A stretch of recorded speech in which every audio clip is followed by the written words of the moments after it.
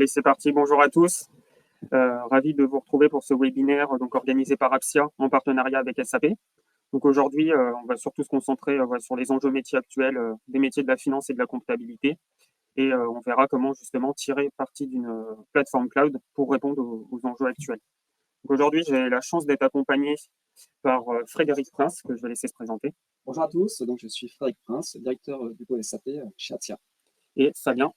Fabien Financier, enchanté. Donc, je suis Cloud Solution Architect et expert finance sur les solutions SAP. Merci beaucoup d'être tous les deux là aujourd'hui. Moi, c'est Guillaume Ruzieux, je suis directeur marketing et avant-vente chez Apsia. Je travaille en étroite collaboration, notamment avec SAP, pour proposer les meilleures solutions du marché pour répondre à vos enjeux de finance. Donc, ce que je vous propose pour cet agenda, c'est de refaire un petit focus sur les enjeux de la digitalisation et vous proposer un échange avec Fabien autour des enjeux métiers qu'on peut connaître chez nos clients et que vous partagez sûrement. Et ensuite, on refera un petit focus sur comment la solution ERP Cloud d'SAP, donc S4HANA Cloud Public. Allez, c'est parti. Bonjour à tous. Ravi de vous retrouver pour ce webinaire donc organisé par Apsia en partenariat avec SAP.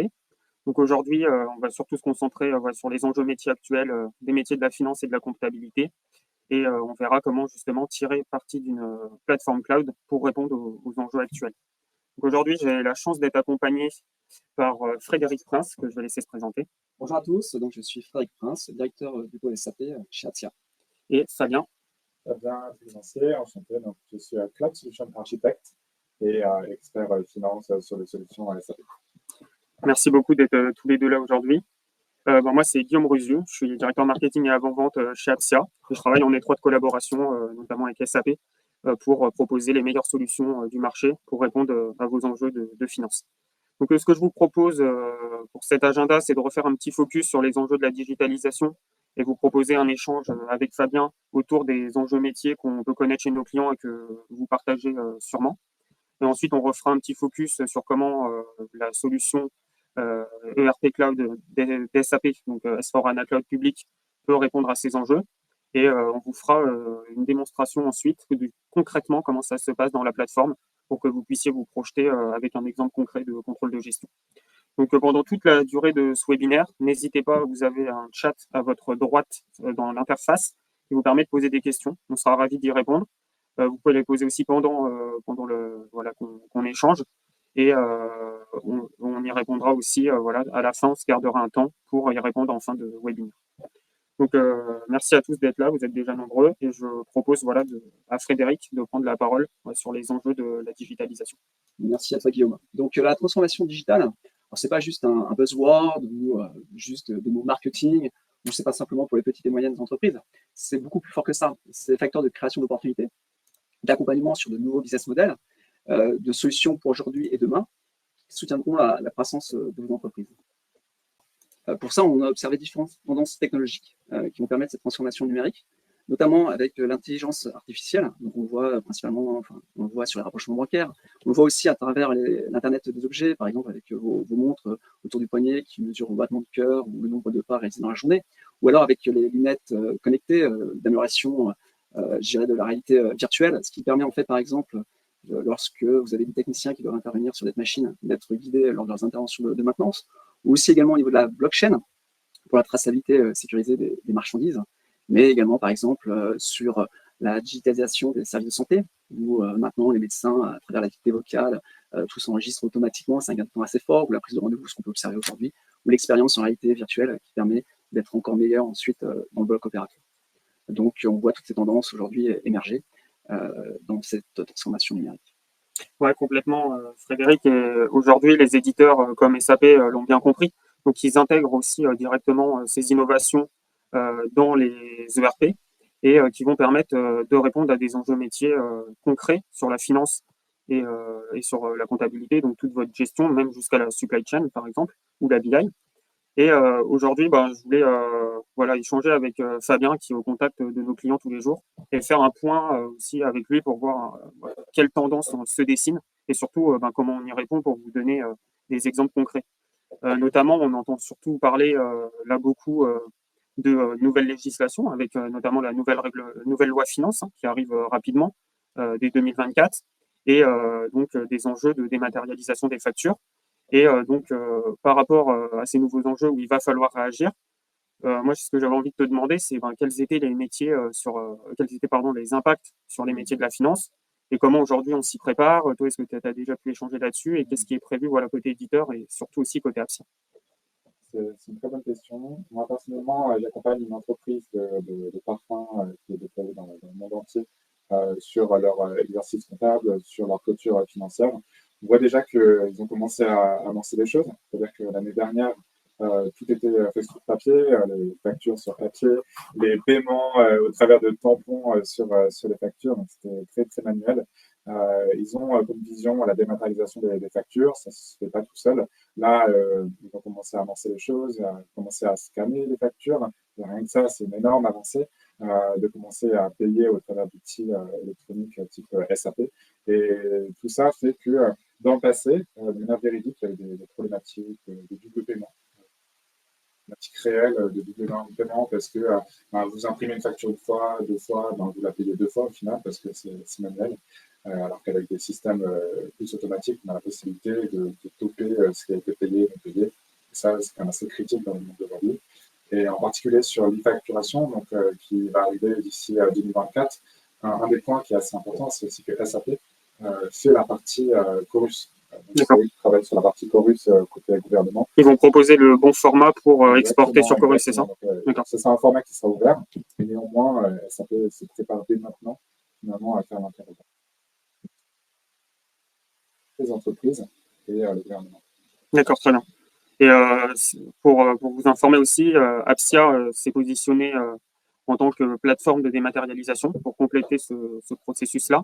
On a été retenu dans les groupes de travail de l'État pour voilà, proposer notre plateforme également et qui sera, la décision sera prise voilà, des acteurs qui sont retenus en septembre-octobre 2023. Donc on aura déjà à ce moment-là un bon état des lieux du marché et qui se positionne sur les plateformes de dématérialisation et les éditeurs, nous avec qui on est en relation voilà, avec aussi Microsoft et Cegid, font déjà ce travail-là pour proposer le bon formatage pour l'envoi des factures dans Chorus. Donc ça, c'est quelque chose, nous, qu'on adresse déjà et on est en capacité voilà, d'accompagner nos clients sur ce sujet. Donc, voilà, sur cette transition-là, il y a des choses qui sont faites. On entend aussi beaucoup parler sur le marché là, de nouvelles tendances comme l'IA, ChatGPT notamment. Tout à l'heure, Frédéric parlait de buzzword. Donc, en fait, on ne sait jamais si c'est qu'une tendance ou s'il y a des exemples concrets. Et moi, ma question que j'ai envie de te poser, c'est est-ce que toi, tu vois des exemples concrets plutôt que voilà, ce terme où on met un peu tout l'IA et en fait, on ne sait pas vraiment ce que ça implique. Euh, il y a des exemples concrets. Déjà, avant de parler sur les solutions, déjà, pourquoi est-ce qu'on a des besoins de ce type? Moi, je vois justement que les métiers comptables, par exemple, finalement, ça devient de plus en plus compliqué de recruter des comptables. Les gens, c'est un métier qui perd de la notoriété et finalement, les gens ne souhaitent soit plus trop devenir comptables, soit vont directement s'orienter vers de l'expertise ou de l'audit ou du contrôle de gestion, mais le métier de comptable, finalement, est moins représenté. Et donc, du coup, ce qui se passe, c'est que soit c'est externalisé, et donc avec des personnes qui bougent rapidement, soit c'est des personnes qui sont plus juniors, avec un temps de formation nécessairement plus court. Et donc, vu que les personnes sont moins qualifiées, ils ont besoin de plus d'accompagnement de la part des outils pour les cadrer et faire en sorte qu'ils puissent imputer les factures correctement. Donc ça, c'est des choses qui sont... C'est la réalité du marché dans laquelle on vit, c'est que finalement, les comptables, au fur et à mesure, sont de moins en moins présents. Maintenant, on peut préparamétrer les solutions autant qu'on peut, mais la réalité, c'est qu'on ne sera jamais capable de faire face à toutes les situations qui peuvent arriver dans la réalité. Et c'est là où le côté intelligence artificielle, il a son intérêt, puisqu'il vient, plutôt que de prendre des prérequis et aller déterminer des choses, l'intelligence artificielle va prendre des éléments qui ont été faits dans le passé et va aller faire des conjectures pour savoir finalement le prochain événement, comment le traiter. Donc il y a une réalité qui est que l'intelligence artificielle est indispensable pour traiter les problématiques. Et maintenant, il y a la question de oui, mais est-ce qu'à date d'aujourd'hui, l'IA est assez mature pour réussir à répondre à ce type de problématique? Ça, c'est un vrai sujet, c'est des choses qui arrivent. Pour l'instant, on parle sur des éléments qui sont relativement classiques, simples, par exemple du rapprochement bancaire. On est capable de traiter en masse des éléments similaires et savoir comment les imputer. Et en fait, au fur et à mesure, les outils se modernisent pour être capables de proposer des imputations comptables, par exemple, quand on saisit des factures ou faire des éléments. Très bien, ouais, très intéressant. Et du coup, on a aussi un sujet qui est de plus en plus demandé sur la business intelligence, qui est très utile en termes de reporting, de pilotage de son activité. Qu'est-ce qui est fait sur ce sujet, notamment dans les plateformes là, récentes, pour adresser ces besoins-là? Il y a des choses qui sont relativement classiques maintenant, c'est-à-dire du scan et de la reconnaissance en automatique de factures fournisseurs. Mais en plus, on commence à voir de la comptabilité prédictive, c'est-à-dire que ben, tous les mois, vous allez passer des OD de provisions, de charges, de prestations, différents types d'événements comptables qui vont arriver. Et les outils, maintenant, sont capables d'apprendre par rapport à ce type d'événements récurrents ou qui peuvent arriver par rapport aux éléments concrets dans l'entreprise pour aller proposer des nouvelles écritures à passer automatiquement avec un degré de confiance.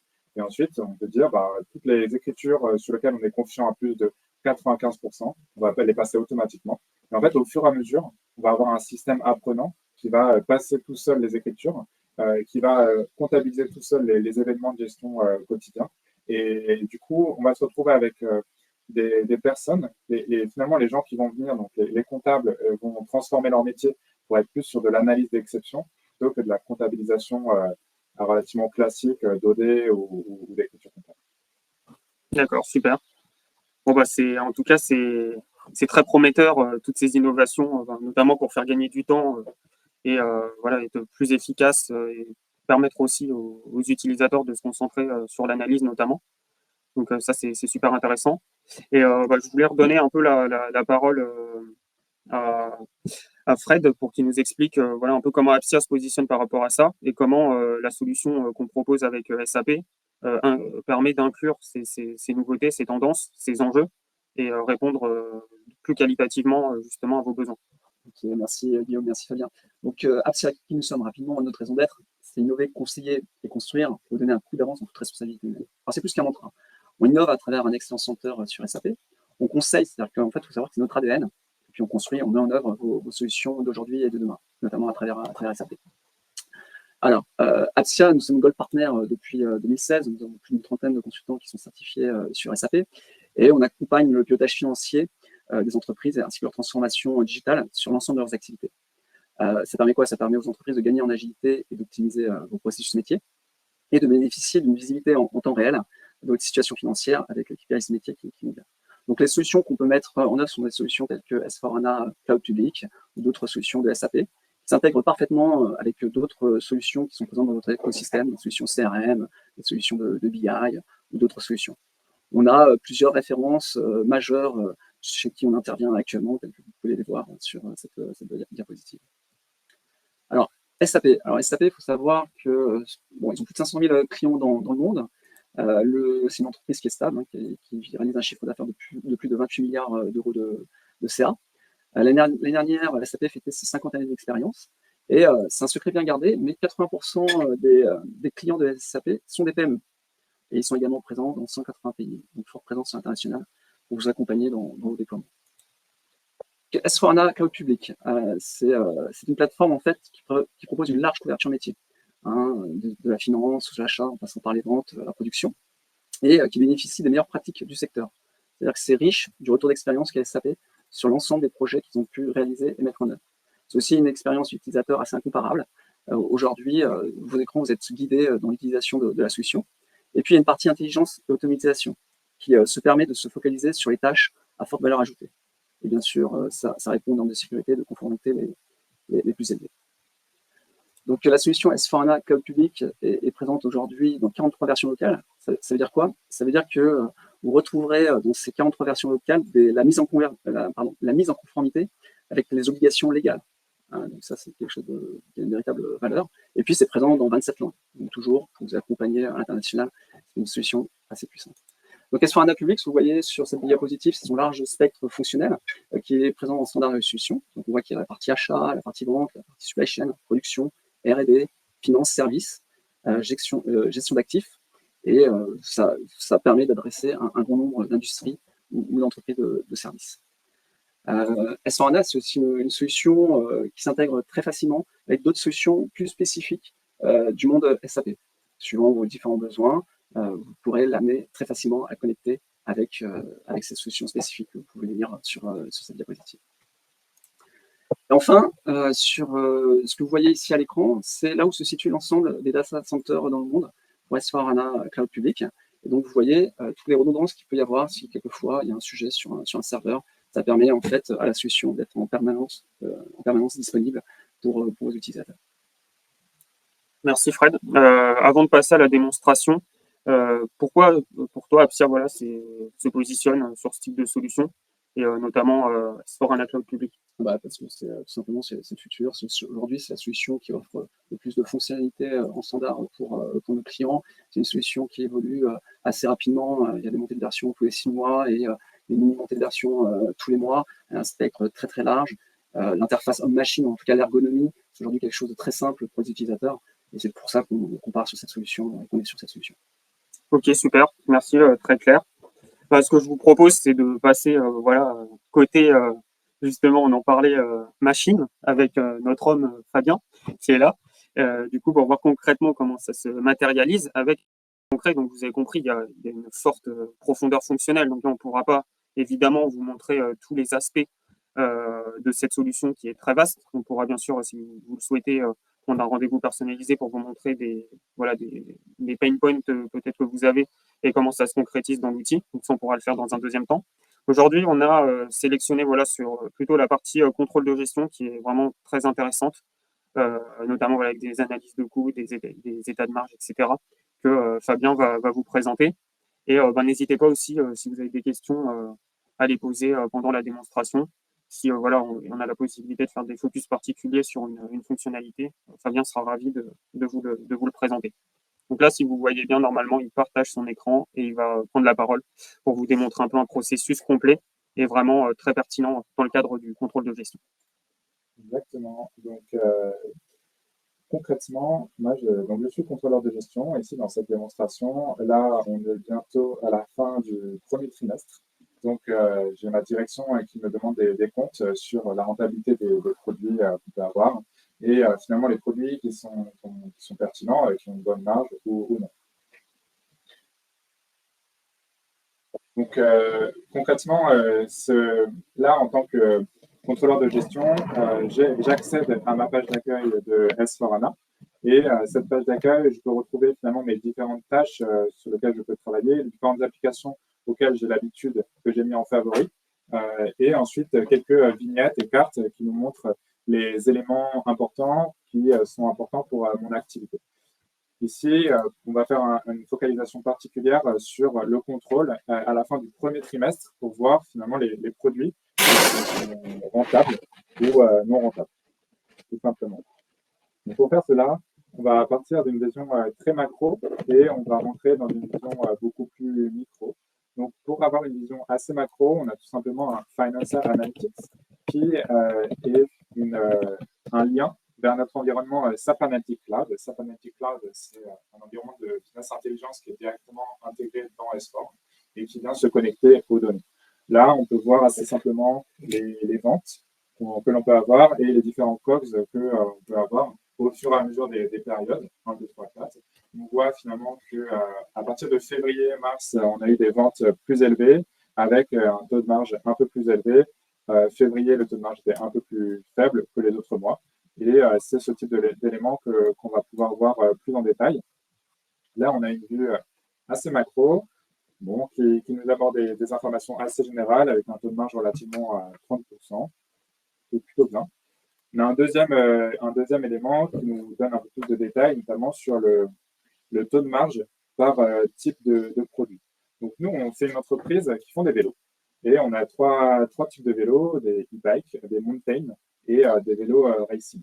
Donc, ce qu'on voit, c'est que les mountains ont une rentabilité un peu plus élevée que les racing et les e-bikes, ce qui est assez intéressant. Et en plus, je vois qu'en termes de chiffre d'affaires, c'est assez important le mountain et le racing, là où le e-bike, finalement, a un revenu relativement faible.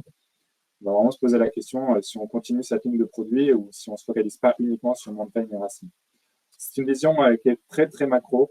On va rentrer un petit peu plus dans le détail grâce à S4HANA. Pour faire cela, on va revenir sur notre environnement S4. Et c'est là où on va vraiment rentrer sur le contrôle de gestion pour visualiser et réussir à identifier les pistes d'optimisation en termes de vente et en termes d'achat. Pour faire cela, on a une autre fonctionnalité, rentabilité du produit avec écart sur production. C'est un mot assez barbare pour dire l'analyse de marge de manière fine que l'on va pouvoir analyser sur différents axes. Pour faire cela, je vais me connecter, je vais aller identifier la marge par produit. Et là, j'ai la possibilité d'avoir beaucoup d'éléments sur un seul écran. On a tout en haut, finalement, les filtres qui vont être utilisés, qui arrivent par défaut et qui nous informent finalement le type de compte, l'exercice comptable, le type de clients qui ont été identifiés.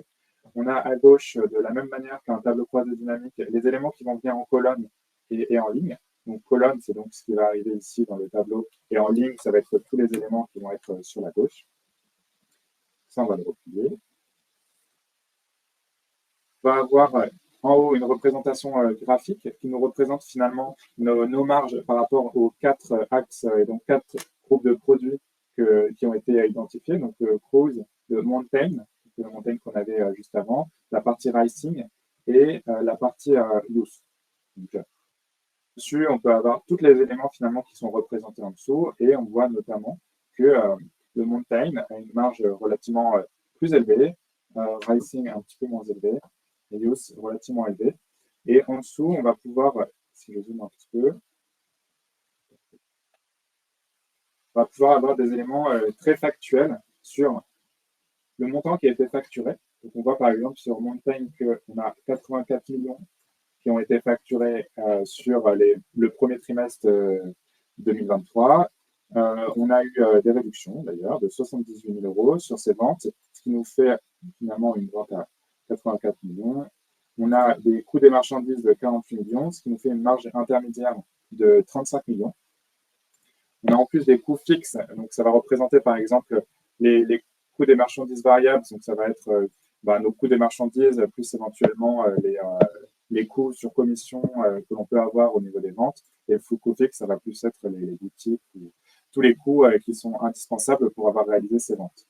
On a différents éléments ici qui n'ont pas été valorisés pour simplifier les choses, mais on peut avoir d'autres éléments, type les coûts marketing ou les coûts de R&D qu'on viendrait imputer sur ces différentes ventes pour avoir une représentation réelle de notre marge.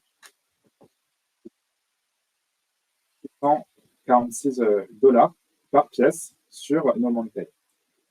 Moi, je ne vais pas m'arrêter là, je vais aller un petit peu plus, je vais rentrer un petit peu plus dans le détail. Et pour rentrer dans le détail, je vais me focaliser sur la partie Mountain. Donc assez simplement, je vais pouvoir filtrer sur cette partie. Là, je vais avoir uniquement la partie Mountain. Et là, j'ai envie d'analyser par différents éléments. Et par exemple, j'ai envie d'analyser par rapport aux clients et savoir le type de client. Donc, par exemple, je vais regrouper les clients par pays et je vais analyser par rapport à ces éléments. Donc, on va faire une analyse descendante sur lequel on a un ensemble d'axes que l'on peut rajouter. Et moi, par exemple, je vais rajouter le pays de mon client. Là, on a plus d'éléments par rapport au pays. Donc, on a le Canada, on a des mix et on a la partie US. Là, il y a un élément qui est assez intéressant parce qu'on voit que concrètement, sur ces différents pays, vraiment aux USA, que systématiquement, on fait des réductions sur les ventes. Là, la question, c'est pourquoi. Est-ce que c'est parce que c'est un nouveau pays ou un nouveau marché que l'on doit adresser, ou alors est-ce qu'il y a d'autres éléments? Et donc, ces réductions sur les ventes ont un impact assez important sur la marge, puisque sur tous les autres pays, on a une marge moyenne d'environ 2 000 $, mais ce pays en particulier, on est plus à 1 500 $. Donc là, c'est assez important. Donc, on va faire encore une fois une focalisation sur les USA que l'on va filtrer. Et j'ai envie d'avoir plus d'éléments, notamment sur le client. Donc, encore une fois, on va rajouter une analyse descendante. Cette fois, on va savoir le client pour voir quels sont les clients chez qui on fait des grosses réductions. Et là, on voit que certains, on n'a pas de réduction sur cela, large cycle, 2, 3. Mais par contre, d'autres clients, on va avoir des réductions finalement relativement élevées. Et donc, ça nous engendre des marges assez importantes. On a beaucoup de clients Donc, ce qui est quand même assez intéressant, c'est de pouvoir les trier. Donc, c'est ce qu'on va faire. On va trier par marge pour être capable finalement de voir les marges croissantes. Donc, ça nous permet d'avoir des informations sur nos clients sur lesquels on a relativement peu de marge. Donc là, typiquement, Ketan Bike, Race Bike, donc ça, c'est des clients chez qui, pour une raison ou une autre, on a finalement beaucoup de réductions qui viennent impacter très fortement notre marge sur ces produits. Donc, soit il y a une raison particulière par rapport à ces clients, soit il faut comprendre en fait pourquoi est-ce que eux en particulier, on a des réductions sur vente par rapport à eux. Et donc, pour être capable de voir finalement le détail de ce qui s'est passé et pourquoi on a ces 13 000 $ de réduction pour ces ventes, on va aller encore plus en détail et cette fois, on va aller afficher, donc accéder à, et on va accéder à l'ensemble des écritures comptables qui ont été générées pour arriver finalement à ce montant. On va juste donc là, on voit des éléments assez complets. On voit toutes les écritures comptables qui ont été utilisées pour aller générer cette marge. C'est assez lourd.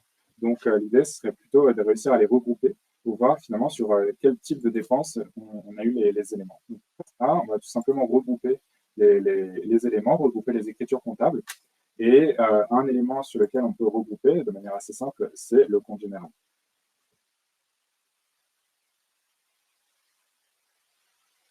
Donc là, en temps réel, on va être capable de regrouper les éléments.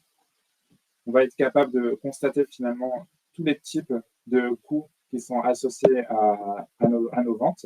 On voit de manière très factuelle les coûts, donc les articles qui ont été vendus, les frais généraux éventuels qui ont été imputés sur ces ventes, tout ce qui est relatif à la main-d'œuvre, au temps machine, au temps de préparation. Donc ça, c'est lié à la production de notre vélo, puisque finalement, c'est un vélo qu'on a acheté en pièces détachées et que l'on a assemblé dans notre usine. On a des coûts de frais généraux de fabrication et ensuite, éventuellement, donc là, on n'en a pas, mais ça nous permet d'avoir le détail de tous les coûts et tous les éléments qui ont impacté notre marge. On retrouve d'ailleurs nos 13 000 $ et donc on est capable de les regrouper, de les visualiser et de voir finalement toutes les écritures comptables qui ont été utilisées et qui ont généré nos ventes. Donc, concrètement, on a la vente et en dessous l'écriture dans notre sens et la différence nous fait tout simplement notre réduction. Donc ça, c'est une manière de rentrer dans le détail, de voir exactement tous les éléments et tous les éléments de coût qui sont relatifs à nos ventes, de voir écriture comptable pour être capable de retracer l'élément et éventuellement optimiser nos marges sur ce type de vente. Et c'est au travers de ce cheminement que l'on est capable d'analyser les différents éléments. Donc là, on a fait une analyse en profondeur en prenant un cas très particulier. Donc Ketan Bike. Souvent, on peut regarder finalement les autres clients similaires pour voir ce qui peut être fait et pourquoi est-ce qu'on a eu des réductions sur vente aussi importantes. Une autre possibilité, c'est aussi encore une fois, filtrer sur Ketan Bike. Là, on a la possibilité d'ajouter, encore une fois, avec une analyse descendante. Donc là, cette fois, on va ajouter les périodes. Donc les périodes qui correspondent aux différents mois. Nous sommes nous sommes finalement dans une année calendaire. Donc on a la janvier, février, mars. Et là, on voit de manière très factuelle que nos réductions, elles ont tous eu lieu en janvier. Et là, effectivement, on avait fait une opération marketing en janvier, ce qui explique en fait les réductions qu'on avait pu avoir par rapport aux différents clients. Et on voit que donc, notre marge donc, on avait une réduction, on a eu un nombre de pièces vendues qui était plus important à ce moment-là. On est revenu à des taux un petit peu plus classiques de marge en février. Par contre, c'est vrai qu'on est revenu sur des marges plus faibles en mars et très certainement à cause des coûts de marché. Ça nous montre finalement qu'avec ce tableau, on va pouvoir analyser différentes situations, être capable de comparer les produits ou les groupes de produits les uns face aux autres, d'être capable de plonger sur un client en particulier ou d'être capable de visualiser pour ce client en fonction des différentes périodes. Et si on a envie de relativement simplement enlever tous ces éléments pour analyser période par période, on peut encore une fois enlever tous les éléments de notre tableau croisé dynamique pour garder uniquement la période comptable.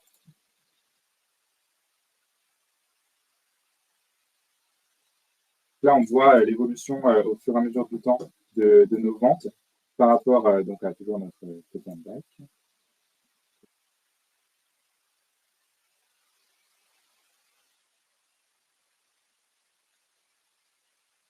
Là, c'était la partie initiale. On va juste remettre la partie période pour voir l'évolution au fur et à mesure du temps.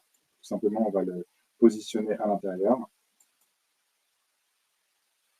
On va enlever la partie groupe de produits. Et là, ça nous permet de voir une autre vue sur le même tableau. De toute façon, ça systématiquement sur le même tableau, de mois par mois, l'évolution des ventes, l'évolution des coûts des marchandises et l'évolution associée des marges, indépendamment des produits qui ont été vendus. Et donc, on constate que par rapport au fur et à mesure du temps, en janvier, on a énormément vendu, mais avec des marges qui étaient plus faibles, là où en mars, on a moins vendu, mais avec des marges plus importantes. Et ce type d'éléments, c'est là où on va pouvoir les corréler avec des événements marketing, des événements commerciaux ou tout type d'éléments qui sont indispensables pour analyser correctement notre entreprise et focaliser notre effort sur les éléments qui nous apportent de la marge pour maximiser, optimiser les ventes et optimiser les achats également. Voilà globalement une partie assez macro qui nous montre finalement comment est-ce que, en tant que contrôleur de gestion, je peux utiliser une vue très macro sur un SAP Analytics Cloud avec des graphiques qui sont très bien pour partager avec la direction, mais qui sont plus complexes si on a envie de rentrer dans le détail pour analyser pourquoi est-ce qu'on a des coûts relativement importants. Et ensuite, on a ces rentabilités de produits avec écart sur production. On peut rentrer dans le détail, on peut voir tous les éléments qui ont été facturés, toutes les lignes qui sont imputées sur ces ventes, que ce soit des imputations directes telles que les coûts de marchandises ou les commissions sur vente ou les coûts de boutique, mais aussi on va pouvoir ajouter tous les éléments indirects que l'on peut voir ici, tels que par exemple, on peut avoir très bien les coûts marketing qui peuvent être dispatchés entre différents produits que l'on va pouvoir associer à ces ventes vis-à-vis d'un ratio. La partie R&D également, tous les coûts éventuels de structure que l'on pourrait avoir au niveau du back-office qui sera associé à ces ventes. Finalement, à la fin, on soit capable de déterminer réellement la marge qui a été générée pour tout type de produit en prenant l'intégralité des coûts et non pas uniquement les coûts directs qui peuvent être imputés sur nos ventes. Merci Fabien, très, très intéressant. Là, on voit vraiment la puissance de l'outil et vraiment le focus qui est fait sur la capacité derrière voilà, à mieux prendre des décisions et à mieux piloter son activité. Donc là, on voulait vraiment voilà, vous montrer cet aspect-là aujourd'hui de cet outil qui aide à la décision et on voit la profondeur et les possibilités qu'offre l'outil. Ma question que j'avais envie de poser, avant peut-être d'avoir les vôtres de côté de l'audience, vous êtes très nombreux à être restés jusqu'au bout, merci beaucoup, c'est comment, parce que là tu nous fais la démo, moi je suis époustouflé quand je vois ça, mais après comment ça se passe si voilà, un des prospects là, qui est avec nous est intéressé, comment ça se passe avec Appsia bon, pour vous situer la chose, nous on n'a pas de commerciaux chez Appsia, donc en fait les personnes qui font des démonstrations ou qui sont dans les avant-ventes avec vous sont ceux qui font les projets. Donc Fabien en fait partie, il fait aussi les projets. C'est comment ça se passe après toi, voilà, sur si il y a la mise en place de ce type de module, comment ça se passe ce type de module, effectivement, ils viennent s'intégrer complètement dans les entreprises. Donc l'idée, c'est de faire un travail commun entre vous et nous pour voir le type d'éléments, l'objectif que vous avez. Par exemple, ça peut être j'ai envie d'optimiser mes ventes, j'ai envie de comprendre réellement nos différents coûts, j'ai envie d'identifier les marges. Voilà, il y a différents éléments. J'ai envie d'améliorer mon excellence opérationnelle, c'est-à-dire que je sais que j'ai différentes personnes qui travaillent dans mon entreprise et j'ai un taux de rotation relativement élevé Et en fait, c'est très douloureux de réussir à reformer des nouvelles personnes. En fait, vous avez forcément un objectif et l'idée, c'est qu'on travaille ensemble pour voir le meilleur axe pour réussir à répondre à cet objectif. Des fois, c'est la mise en place d'un ERP, des fois, c'est la mise en place de processus. Nous, l'idée, c'est qu'on soit agnostique et qu'on puisse vous aider en tant qu'entreprise à avancer. Des fois, ça passe par la mise en place d'un outil, mais des fois, non. D'accord. C'est C'est de un peu l'accompagnement du aussi sur process, des outils existants. exactement. Ouais, Ça peut être des outils existants, ça peut être mieux utiliser ce que vous avez déjà, ou ça peut être complètement changé. Ça dépend finalement de vos objectifs et aussi du budget que vous souhaitez mettre en place. Super. J'ai une question dans l'audience. Alors là, je pense que c'est pour toi. Ouais. Est-ce que les data grids construites dans SAP sont exportables sous Excel? Ah, exactement. Alors, je vais repartager mon écran 2 secondes. Je vous laisse entre les mains de l'expert. Alors, donc il y a différentes possibilités. C'est bon, Donc, j'accepte. on peut effectivement l'exporter ici directement sur Excel, bien sûr. La deuxième possibilité, donc ça c'est un export tout simple hein, sur Excel et on peut réexporter autant de fois que l'on souhaite. La deuxième possibilité, c'est que intégré avec S4, on a l'outil SAP Analytics Cloud que l'on voit ici. Et sur cet outil, il existe un add-in Excel qui permet de synchroniser les données en temps réel avec Excel. Donc finalement, vos données, vous les aurez toujours à jour. Ici, on voit que ce sont des graphiques. Derrière, bien sûr, il y a des données brutes. Et donc les données brutes, on est capable de les synchroniser avec Excel. Et vous avez directement la possibilité de rafraîchir votre Excel et ça rafraîchit vos données. Mais dans tous les cas, à minima, tous les tableaux, les data grids, comme vous dites, sont exportables sur Excel, très simplement, directement avec des boutons Excel, exporter. Et on peut l'exporter, on peut l'envoyer par email à d'autres personnes, on peut le sauvegarder aussi, comme vignette, par exemple, ici. Et en fait, lorsqu'on sauvegarde, on peut directement retrouver ce type de vignette sur la page d'accueil. Et donc, on est capable, depuis notre page d'accueil, de revenir sur cet écran en particulier. Et finalement, ça nous constitue notre page d'accueil que l'on voit tous les jours en arrivant. Donc tu peux avoir un peu ton tableau avec tes dashboards en page d'accueil pour voir au Exactement. jour le jour ton évolution. Exactement. Si on regarde ici, on a déjà quelques éléments, nos dettes. Donc, on a des éléments relatifs à nos immobilisations, à notre cash, à notre élément de vente. Et donc, on a la possibilité de voir tous ces éléments directement depuis notre tableau de bord. Très bien, merci. J'ai une question qui complète ça, qui est donc l'add-in en question est-il utilisable avec autre chose que Microsoft Office 365? Alors, l'add-in en question Excel, il ne fonctionnera que avec Excel. Après, on a la possibilité d'exporter les données qu'on a vues juste avant, de toute façon en CSV. Et ça, c'est utilisable depuis n'importe quoi. Si vous avez Google Sheet ou si vous avez tout type d'outils, on a la possibilité de l'utiliser dessus. Après, ce qu'il faut savoir aussi, c'est que S4 est très ouvert. C'est-à-dire qu'on a des web services qui sont utilisables. Et donc, du coup, si vous avez un outil qui est cloud ou non cloud, qui est capable de se connecter sur Internet, on a la possibilité de synchroniser cet outil avec S4. Je pense d'autres choses, Airtable ou des outils cloud un peu possibilité de synchroniser. Avec pas assez séparé d'Excel, ça c'est sûr. Ça, ne vous inquiétez pas, vous n'êtes pas les seuls à demander.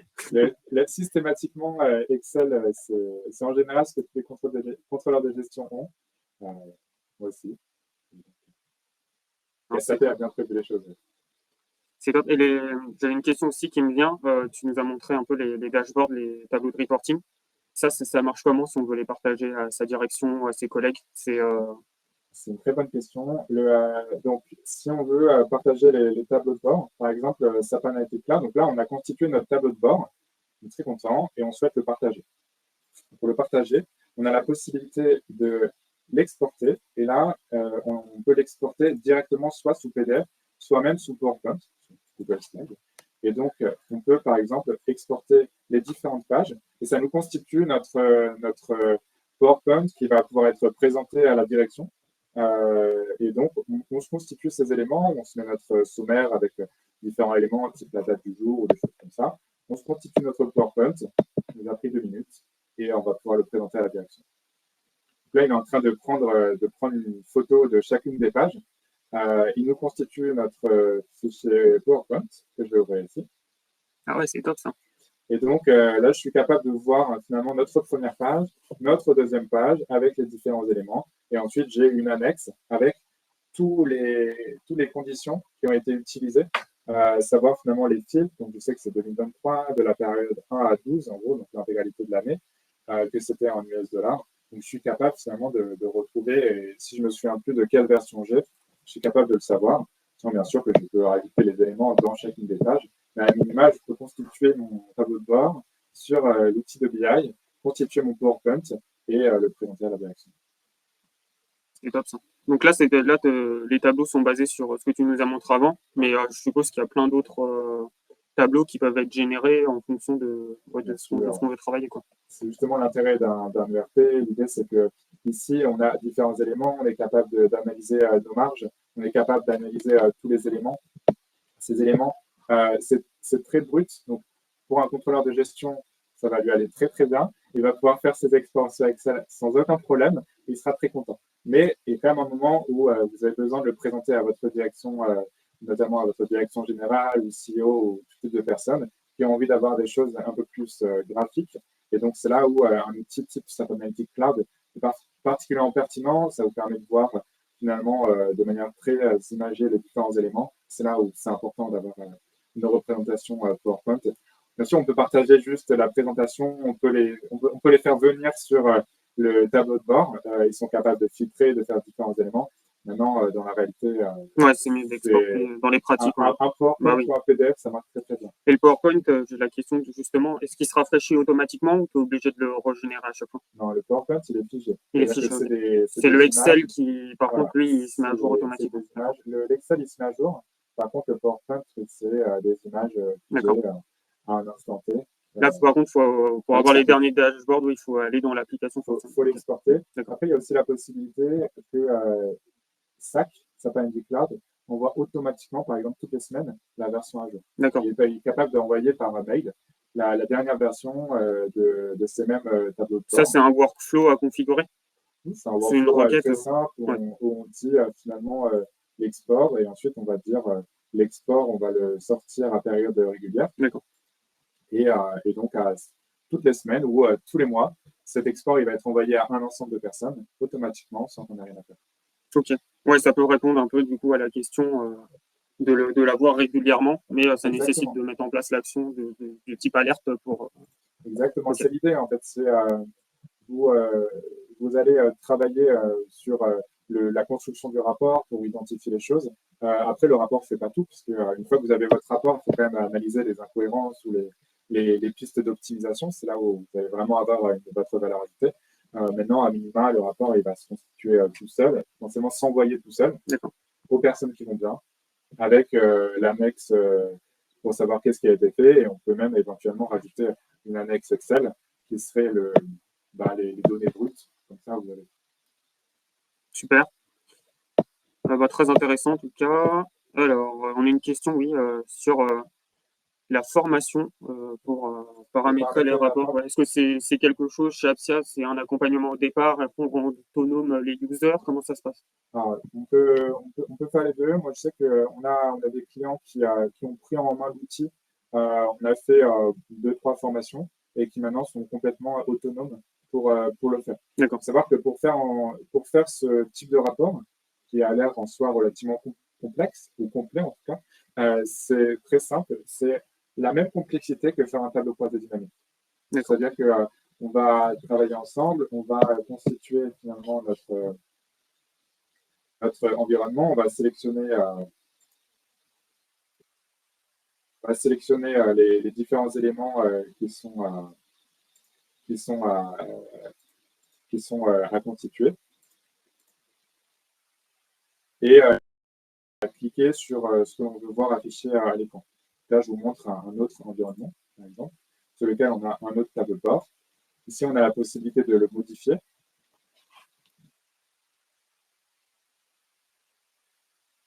Donc là, on a différents éléments. Par exemple, ce graphique. Ce graphique, comment ça fonctionne? On a tout simplement ici, on va déterminer est-ce qu'on veut faire en linéaire ou des comparaisons, on veut faire des lignes, on veut faire des barres. Et ensuite, c'est comme un tableau croisé dynamique, c'est-à-dire vous dites quelle est la mesure que vous souhaitez montrer. Ici, on a le montant, mais on a d'autres éléments, le montant total facturé, le nombre d'appareils, le taux de marge. Voilà, ça, c'est différents éléments qui viendront de S4 ou finalement de tout type de données. Ici, on a noté la date, mais on pourra avoir d'autres éléments, hein, le client, l'affaire, l'appareil. Et tout simplement, ça vous constitue votre graphique. Et ensuite, vous pouvez le placer comme vous le souhaitez. On a des clients qu'on a formés au début. Maintenant, ils sont autonomes. On les aide à paramétrer les sources de données au début, et puis ensuite, ils font leur graphique comme ils le souhaitent. Ah, c'est top. Ouais, c'est là qu'on le voit comme ça, oui, on se dit c'est plus faisable d'un point de vue, si on est novice, d'un point de vue informatique, je veux dire. Exactement, c'est vraiment l'idée. C'est que l'idée d'un outil, c'est comme cela, c'est vraiment que il y a le paramétrage initial sur lequel on va travailler ensemble, et encore, ça peut énormément travailler pour que ce soit pré-paramétré au maximum. D'accord. On va travailler ensemble pour identifier les axes analytiques à mettre en place. Qu'est-ce que vous souhaitez suivre comme indicateur? Est-ce que, par exemple, vous faites des clôtures mensuelles, trimestrielles? Est-ce que vous avez plus envie d'orienter sur des axes B2B, B2C? Voilà. On a différents types, différentes catégories de produits. Donc ça, c'est des éléments qui sont propres à vous. Et en général, toutes les boîtes ont fait ce travail sur Excel à côté. Donc ça, j'ai aucun doute que vous avez déjà tous les éléments. Et ensuite, l'idée, c'est qu'on va prendre ces éléments, on va les intégrer dans SAP, dans S4, par exemple. Et ces éléments, on va avoir les données brutes qui vont être renseignées dans SAP. Donc, typiquement, à la fin, qui vont arriver dans ce type de tableau, parce qu'on aura imputé correctement les factures, qu'on les aura mis sur les bonnes commandes, etc. Et ensuite, une fois qu'on a tout ça, donc là, ça va être plus le travail au niveau des comptables. Et ensuite, une fois qu'on a tout ça, on va pouvoir s'amuser en tant que contrôleur de gestion et représenter les éléments sous différents axes. Et c'est là où on va pouvoir se constituer un tableau de bord de ce type, représenter les choses sous différents axes. Et comme on le voit, c'est très très simple. Par exemple, ici, je ne veux pas voir la date, j'ai plus envie d'avoir les éléments au niveau des appareils. On peut avoir ça, on a des notions de hiérarchie. On est capable de voir, par exemple, ici, qu'on a deux parties, drone, hélicoptère, et assez facilement de constituer nos tableaux de bord. Ça, c'est un axe analytique, par exemple, le type de produit, le type d'appareil. Et on peut très facilement le représenter. Ouais, on a quelqu'un dans l'audience qui parle d'une grosse partie paramétrage tout de même dans SAP Analytics Cloud. Je pense qu'on peut le suivre parce que je pense qu'il parle aussi de tout ce qui est architecture de données. Bien sûr. Et ça, c'est quelque chose inhérent à un projet de ce type-là, pour lequel, effectivement, en termes d'implémentation au départ, on est obligé de passer du temps parce que ça nécessite quand même de revoir potentiellement l'architecture data autour pour arriver à ce résultat final. Je pense que c'est dans ce sens-là que... Ça, c'est sûr. La construction des tableaux de bord est simple à partir du moment où on a les données qui sont là et qui sont correctement formatées. D'accord. C'est ça qui va être complexe. Nous, en général, ce qu'on fait dans la vraie vie, c'est qu'on met en place les sources de données qui vont bien. Et donc, pour arriver jusqu'à finalement avoir les éléments, et ensuite, on laisse le client constituer son tableau de bord comme il le souhaite. Parce que la dernière couche graphique, c'est finalement là où, quelque part, c'est un peu la plus sympathique. Ça, on le laisse au client. Et on prend tout le formatage de données pour aller constituer finalement les éléments sous bon format. C'est comme si vous aviez vos données brutes et ensuite vous allez constituer votre tableau croisé dynamique. Nous, on se charge de faire les données brutes. On vous laisse le soin de faire le tableau croisé dynamique. Ouais, et puis c'est aussi pour ça, chez Appsia, pour témoigner un peu de notre structure, nous, on a un pôle sur la data analytics, une cellule qu'on appelle des cellules, voilà, un pôle avec plusieurs consultants qui se sont chargés que de cette partie-là, justement pour s'occuper de toute cette architecture en amont, qui est une compétence très importante pour la réussite d'un projet ERP qui allie la data. C'est vrai qu'aujourd'hui, souvent dans les appels d'offres qu'on rencontre, c'est la partie finance, comptabilité, donc le corps modèle, s'accompagne aussi de réflexions qui sont inhérentes avec de la data analytics. Et donc, c'est vrai que dans les projets, c'est des choses qui sont traitées quasiment ensemble par efficacité. Donc, c'est vrai que c'est quelque chose en amont. Nous, on a une partie aussi conseil où cette cellule intervient justement pour prendre en compte ces contraintes au départ de gestion pertinente de la data. Je ne sais pas si vous avez de questions, mais en tout cas, voilà, c'était très intéressant. Merci à tous ceux qui ont participé. Merci à vous. Nous, on vous propose voilà, de poursuivre l'échange si vous le souhaitez, de se rendre disponible éventuellement pour d'autres démonstrations. Et voilà, si vous avez un projet, nous, on sera ravis d'y répondre avec les solutions qu'on propose. Merci beaucoup encore pour ce début d'après-midi passé en votre compagnie. Et on espère que voilà, ce webinaire vous aura intéressé. Et n'hésitez pas à nous contacter par la suite si vous avez des enjeux de digitalisation. Apsia sera ravi de vous accompagner, que ce soit en amont de votre projet ou même si ce type de solutions sont déjà installées chez vous. Nous, ça nous arrive très souvent. D'ailleurs, c'est ce que fait Fabien très bien actuellement avec le client dont il vous a parlé. Ils ont déjà la solution d'implémenter et ils viennent voilà, prendre l'expertise d'Apsia pour les accompagner au quotidien sur les enjeux de digitalisation et dont on vous a présenté un exemple aujourd'hui. Donc, vraiment ravi d'avoir passé ce moment avec vous. On vous remercie et on vous dit à bientôt. Merci. Merci à Merci. Fabien et Merci, Fred aussi. Merci Fabien. À bientôt. Merci, au revoir. Au revoir.